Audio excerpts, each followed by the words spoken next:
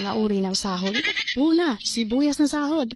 Ito yung sahod na kapag hinati-hati mo sa gastusin, mapapaluha ka.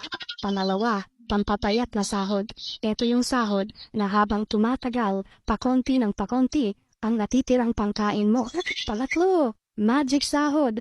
Ito naman yung sahod na konting kumpas lang ng kamay at abracadabra, wala na siya. Pang-apat, malabang yung sahod. Ito yung sahod na di ka sigurado kung kailan ito darating at kung gaano ito tatagal. Panglima, corning pelikulang sahod. Ito naman yung sahod na tinatawanan mo na lang para di ka mabwisit. Pang-anim, konserbatibong sahod. Ito yung sahod na nakakawala ng inspirasyon. Pang-pito, baog na sahod. Ito naman yung sahod na kahit anong trabaho ang gawin mo, wala pa rin kalalabasan ito. Pangwalo, reglang sahod. Ito yung sahod na isang beses isang buwan lang dumating at tumatagal lang ng